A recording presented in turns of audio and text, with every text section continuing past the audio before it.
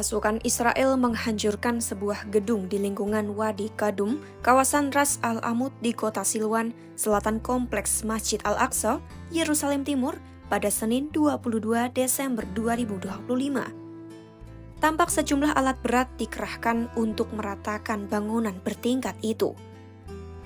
Terlihat, proses pembongkaran ini dikawal ketat oleh petugas kepolisian Israel. Melansir The Times of Israel, bulldozer dilaporkan tiba pukul 4 pagi waktu setempat.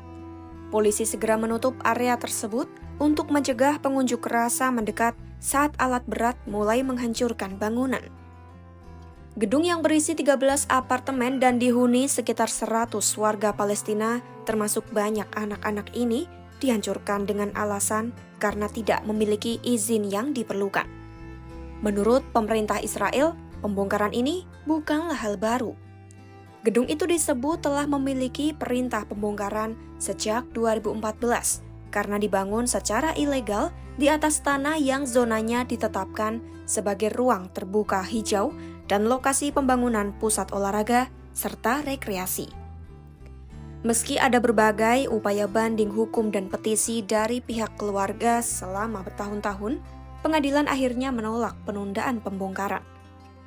Menurut laporan media lokal, selain gedung tersebut, sejumlah fasilitas komersial di area Bab Al-Amud Yerusalem juga dihancurkan. Sejak awal tahun 2025, pemerintah Israel dilaporkan telah menghancurkan lebih dari 464 fasilitas dan bangunan di seluruh kegubernuran Yerusalem. Kementerian Urusan Yerusalem Palestina menyebut penghancuran bangunan itu termasuk 229 pembongkaran di dalam kota Yerusalem itu sendiri.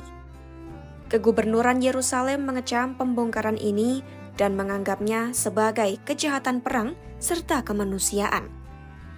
Kebijakan ini dinilai bertujuan mengusir warga Palestina secara paksa dan mengosongkan Yerusalem dari penduduk aslinya.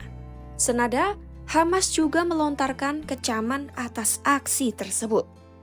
Penghancuran bangunan di Yerusalem disebut sebagai salah satu operasi pembongkaran dan pengungsian massal terbesar yang menargetkan warga Palestina di sana.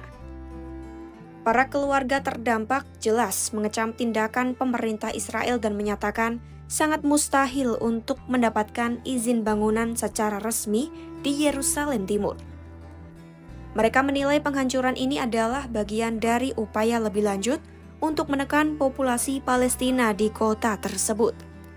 Sementara itu, Israel belum memberikan tanggapan resmi terkait kejadian ini. Namun mereka berulang kali menyatakan pembongkaran itu dilakukan hanya ke bangunan yang tidak memiliki izin.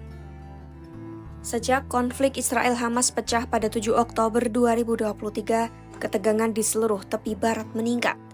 Menurut Kementerian Kesehatan Palestina, lebih dari 759 warga Palestina tewas karena serangan Israel maupun serangan dari pemukim Israel. Sementara di jalur Gaza, serangan Israel telah menelan lebih dari 70.000 korban jiwa, di mana sebagian besar merupakan perempuan dan anak-anak. Konflik yang masih bergulir ini telah menyebabkan krisis kemanusiaan, bahkan situasi semakin buruk karena badai yang kini melanda wilayah tersebut.